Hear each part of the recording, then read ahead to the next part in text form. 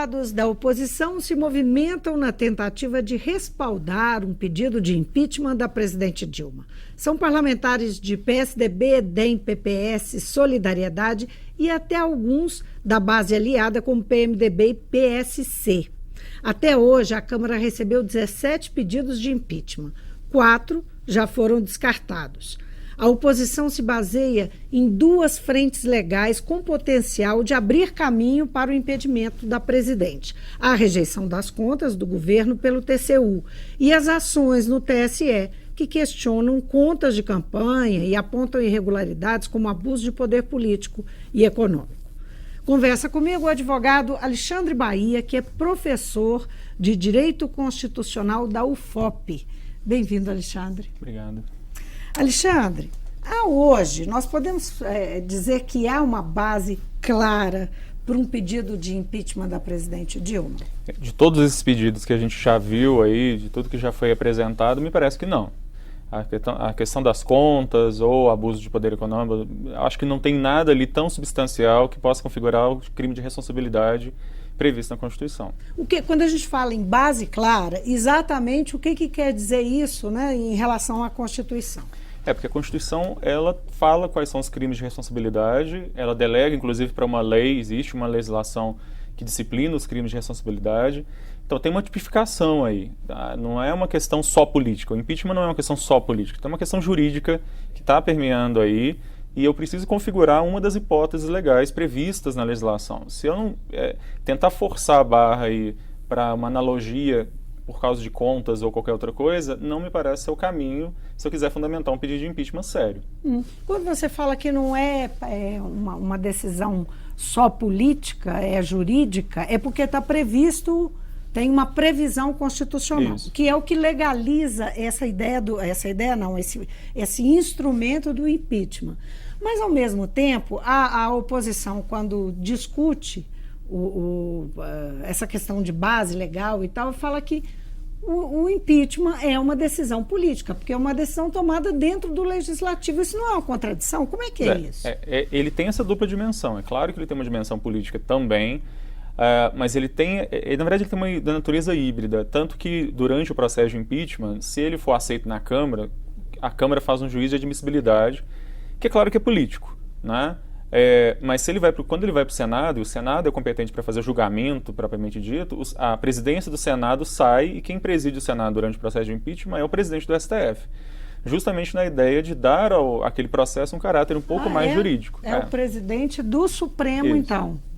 Ele vai presidir durante os trabalhos do impeachment no Senado, como foi no caso do Collor. Você está querendo dizer com isso que no Senado a questão da constitucionalidade é levada mais em conta? A presença do ministro do Supremo, a tentativa é essa, de dar um caráter um pouco mais jurídico, que a questão não fique só política, só de você ser situação ou oposição, mas que você tenha um pouquinho mais uma condição um pouquinho mais formal. Você falou do que é previsto constitucionalmente. O que seriam exatamente as condicionantes para o impeachment? A Constituição ela vai falar sobre crime de responsabilidade, lá no artigo 85, o artigo 86 fala sobre procedimento, e ela vai listar. São os crimes de responsabilidade do presidente da República, questões como improbidade administrativa, né? Você tem a questão da relação do executivo com os demais poderes. Então tem uma lista ali na Constituição, e tem legislações que também vão pegar essa lista, uma legislação até bem antiga, da década de 50, que vai pegar aquela legislação, aquela previsão constitucional e vai detalhar ações bem específicas. Então, na verdade, existe uma tipificação mesmo. Você tem que encaixar determinado fato na hipótese geral prevista da lei. Vamos aos fatos que estão sendo levantados, que dariam, segundo a oposição e, enfim, especialistas vêm discutindo isso, que dariam base legal para o impeachment da presidente. Um deles é justamente o julgamento que está em curso das contas do governo da presidente Dilma em 2014 no Tribunal de Contas da União. O que você acha dessa possibilidade? Quando a mídia fala sobre isso, faz uma referência a pedaladas fiscais, Sim. com um atraso que houve em repasse de recursos para programas, para fazer a maquiagem do governo. Essa seria a explicação. Pois é. Na verdade, é importante a gente lembrar que práticas desse tipo têm sido feitas por vários governos, não só federais, mas também estaduais e municipais, por causa da lei de responsabilidade fiscal, que prende bastante os governos. E aí, tentar pegar essa prática do mandato anterior para um novo mandato, me parece que é a principal barreira aí. Ou seja, se são contas referentes a 2014, se isso se encerra em 2014, antes do novo mandato, não me parece que eu possa fazer um impeachment de um mandato novo com base em questões de um mandato anterior. Quer dizer, o mandato anterior se encerrou, os problemas que poderiam ser apontados, um pedido de impeachment que poderia ter sido apontado... Mesmo sendo o mesmo presidente, o mandato é outro. O mandato é outro. Tanto que você tem uma nova eleição, e poderia ser uma outra pessoa do PT também. O fato de ser a mesma pessoa, né, é irrelevante com relação a isso. Poderia ser uma outra pessoa, poderia ser... Aliás, Isso as é contas lei. continuariam... Isso é lei. Me parece que é a melhor interpretação que a gente pode ter, porque são mandatos diferentes. Tanto que você tem legislaturas autônomas e você tem mandatos autônomos. Sendo a mesma pessoa ou não, é uma circunstância que não pode ser... Você não pode passar a responsabilidade de um mandato anterior para um mandato atual, né? E aí você tem, então, claro... Esse é um problema para desmontar essa tese aí como base para o impeachment. Sim, eu acho que se a gente circunscrever somente a 2014, se não há nenhuma conta irregular a partir de 2015, me parece que eu consigo barrar aí. Agora, se a gente transpor isso, eu acho complicado, mas se transpor isso, aí eu acho que o problema será que realmente a maquiagem com relação aos dados fiscais, aos dados de receita e gasto, são suficientes para ensejar um impeachment? Me parece meio forçado pensar, por exemplo, isso como improbidade administrativa, porque efetivamente não me parece que houve prejuízo. O que você tem é dizer que houve um ganho maior, ou houve um caixa maior do que efetivamente houve. Na verdade, teria que ter um prejuízo aí para o erário público, que me parece que não é o caso. Prejuízo no sentido de desvio de recurso, ou qualquer coisa nesse sentido. Desvio, sim, não é? De mau uso do dinheiro público. Eu poderia até não desviar por corrupção, mas usar esse dinheiro em algo que causou um prejuízo para o patrimônio público, ou o desvio mesmo. Aí sim eu poderia falar em improbidade administrativa ou coisa do tipo. Agora, simplesmente a maquiagem me parece complicada de a gente sustentar um impeachment com base nisso. Agora, o que sai do TCU, do Tribunal de Contas da União, é um parecer. Um parecer que pode ser, esse julgamento vai redundar num parecer que pode ser negativo ou positivo, não é? E que vai para a Câmara, para o Legislativo, para aí sim ser julgado. Lá é que pode ocorrer a rejeição ou não. Pois é. Apesar de a gente chamar de Tribunal de Contas, a natureza dele é administrativa, não é judiciária. Ele não é exatamente um tribunal, vamos dizer assim. Ele não tem natureza judicial, né? Então ele opina sobre as contas. Ele dá um parecer final dizendo se as contas estão ok ou não. Está correndo, inclusive, foi dado um prazo de defesa para o presidente e tal, mas quem vai dar a palavra final é o Congresso. Então, se o parecer for negativo, isso é um álibi para a oposição. Né? Claro. É claro que é um elemento a mais que é técnico, teoricamente, o parecer do TCU ele é técnico, ele não envolve questões políticas, e aí a questão política mesmo seria a apreciação nas duas casas. O TSE. No TSE tem lá, se não me engano, são 4 ações, né, que foram todas apresentadas pelo PSDB, questionando as contas de campanha, questionando a própria campanha, alguns atos de campanha que seriam irregulares e tal. E está em curso lá um julgamento dessas ações. E o vice-presidente do TSE, que é o ministro Gilmar Mendes, que também é ministro do Supremo, pediu a investigação das contas de campanha da presidente, contas que já foram julgadas, não é?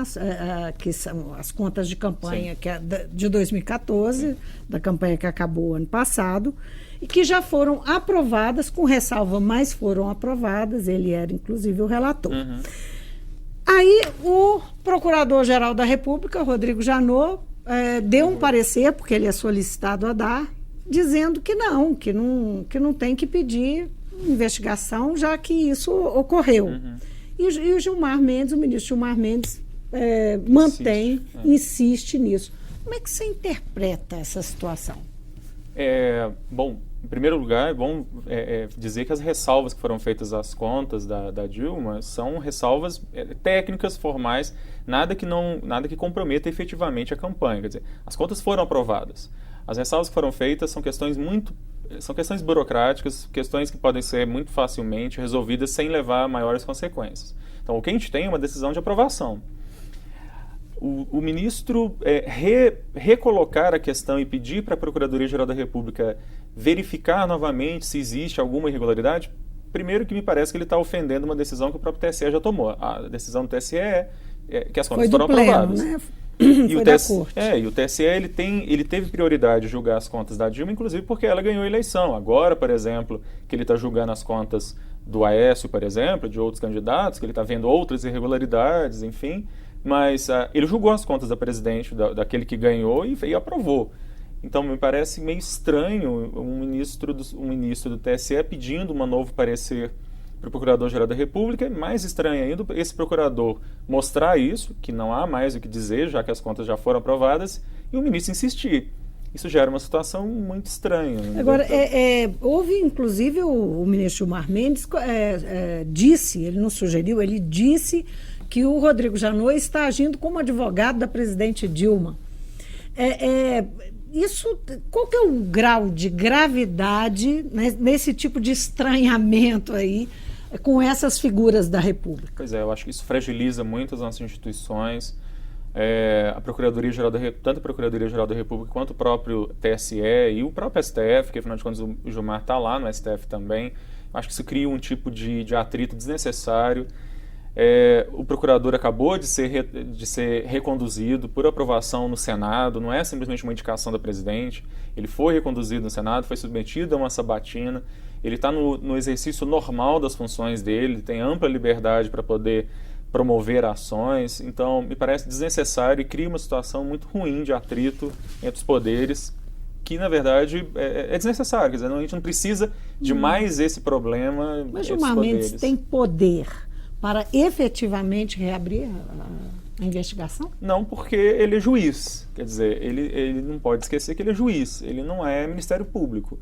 Quem tem competência para promover qualquer tipo de ação é o Ministério Público. É dele a iniciativa, a sugestão. Uma coisa meio confusa aí, né? O juiz está agindo como promotor, e o promotor está sendo acusado de ser advogado. E o promotor está dizendo, está agindo talvez também como juiz, dizendo que, olha, o judiciário já deu uma sentença sobre isso. Não cabe mais eu ficar reabrindo algo que a justiça já falou, a justiça já aprovou. Uhum. O afastamento de um presidente, um processo, significa que é possível impedir um mandato sem uma motivação jurídica concreta? Se é possível, quer dizer, teoricamente é possível você conduzir todo um processo de impeachment de maneira política. Agora... até o fim.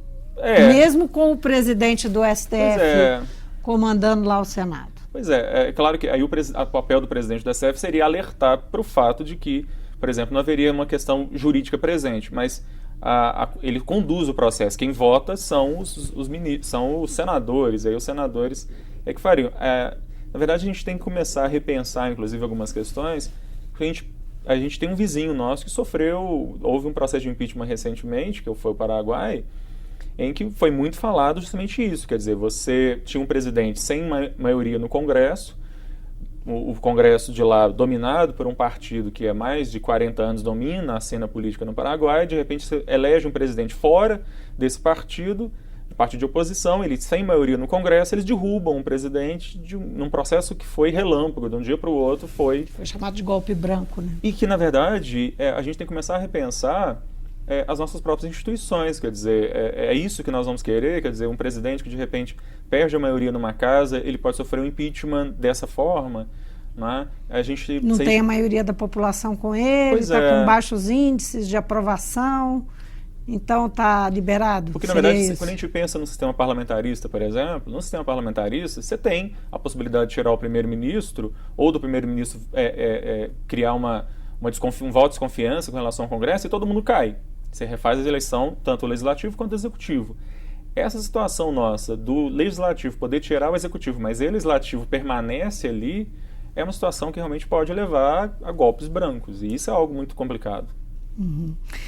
Como é que você vê, nós estamos falando aqui no Ministério Público, nesse imbróglio envolvendo Gilmar Mendes e Rodrigo Janot, como é que você avalia, dentro desse contexto da participação do TCU, do TSE, do Ministério Público, todas essas instituições, Ministério Público e Judiciário, nesse contexto aí de discussão de impeachment, de um Congresso de forte oposição, não é? Até parte da base aliada fazendo oposição, o presidente do Legislativo. A atuação dessas instituições, não é? Do Judiciário e do Ministério Público, que papel que elas têm nesse momento? Assim, que papel elas estão exercendo? Pois é. Porque assim, o fato de nós termos um presidencialismo de coalizão, ou seja, que um presidente ele não pode contar com uma base aliada fixa, as nossas bases aliadas elas são móveis, seja que o presidente for, gera uma situação que já é muito delicada. As relações entre o Executivo e o Legislativo do Brasil elas já são muito delicadas, porque o presidente, o tempo todo, ele depende do Congresso, o Congresso, por sua vez, ele precisa do presidente, existe uma troca de favores, e aí eu não estou falando de nada ilegal, estou falando do ponto de vista legal aí, que é uma dinâmica muito delicada. Quando o presidente ele tem uma ampla maioria, ele consegue manter essa maioria mais ou menos estável, ele consegue governar. Quando isso não acontece, como a gente está tendo agora, o nosso presidencialismo de coalizão gera alguns impasses. A gente está vivendo uma situação de impasse muito forte. As outras instituições, o Ministério Público e o Judiciário, nessa história, eles devem agir como poderes de equilíbrio. Eles devem ser um contrapeso a essas disputas entre Executivo e Legislativo. Quando a gente vê esses outros poderes, essas outras funções também agindo de maneira a colocar mais lenha na fogueira, aí realmente a gente tem alguma coisa errada, tem uma crise aí que precisa ser repensada. Disputas entre Executivo e Legislativo não são um problema. Aliás, a política ela é um lugar de disputa mesmo. Eu acho que, inclusive, é mais interessante que haja disputa do que simplesmente uma época em que o presidente falava e o Congresso dizia amém. Quer dizer, ou dizer amém, ou simplesmente o presidente comprava o Congresso com cargos, ministérios, e isso o tempo todo, faz parte do presidencialismo de coalizão, esse tipo de coisa. Agora, o Judiciário ele tem que ser um local de equilíbrio nessa história. O Judiciário tomar frente, me parece, às vezes, com algumas declarações fora de processos, ministros do Supremo Tribunal Federal, do TSE, vindo à imprensa, dar opinião sobre questões políticas, inclusive é algo muito TCU complicado. Também, né? Não é papel deles. Quer dizer, papel de juiz, papel deles é proferir sentenças em casos, não é ficar dando opinião o que ele acha sobre impeachment, o que ele acha, se ele acha que existe elementos, se ele acha que não existe. Não é papel dele. O que está acontecendo? Isso. Essas instituições estão querendo mudar de papel? Ou mudar do padrão de comportamento? O que justifica essa mudança? Eu acho que a gente está passando por um processo de amadurecimento. Nós estamos estabilizando as nossas instituições. A gente tem que lembrar que nós somos uma democracia muito jovem, não é? Nós passamos por uma fase de superpresidentes, sempre foi nossa característica republicana, de superpresidentes, de um Congresso muito calado. De uns anos para cá, o protagonismo ele se deslocou para o Judiciário, e o que nós estamos vivendo hoje é o reflexo desse aumento de protagonismo pelo Judiciário. Há muito tempo que uma boa parte da doutrina critica esse protagonismo. Tem um professor do Rio Grande do Sul, Lenny Streck, que ele vai tecer grandes críticas a esse protagonismo, tanto do Judiciário quanto do Ministério Público, que tomam papéis de superego da sociedade, de defensores da moral. Qual que é o risco disso? É uma subversão total da iniciativa das políticas públicas, por exemplo. Quer dizer, quem tem iniciativa de política pública deve ter o Legislativo a partir de um plano elaborado pelo Executivo. Quando nós temos Ministério Público e Judiciário assumindo a frente disso, a gente gera situações como a gente tem visto agora. Os outros dois poderes reféns desse Judiciário e desse Ministério Público. A gente nunca uma eleição para uma escolha de Procurador-Geral da República foi tão disputada. Nunca houve algo como senadores dizendo que iriam boicotar um nome indicado pelo presidente. Mas o problema não é com o presidente aí. O problema eu tenho um Procurador-Geral da República que tem na mão dele a possibilidade de denunciar metade do Congresso Nacional. E de um Judiciário que está querendo isso, inclusive. E essa é uma situação, esse ativismo judiciário ele é muito complicado, porque a gente tem que lembrar sempre que esses dois poderes, eu estou falando do Ministério Público como poder porque ele é quase como um poder, né? Esses dois poderes, eles não são eleitos. Você acha que você se referiu aí à eminência e dos políticos se tornarem réus na Operação Lava Jato, né? Você acha que se não tivesse uma Operação Lava Jato em curso e toda essa investigação, tanto de Ministério Público, agora no Supremo e da Polícia Federal, o Judiciário ainda assim estaria cumprindo esse papel, se atribuindo esse papel que você se referiu? Esse ativismo judiciário ele já vem de uma boa data, né? Há muito tempo que se vem falando dos perigos do judiciário tomando a frente de determinadas questões que deveriam ser discutidas no legislativo.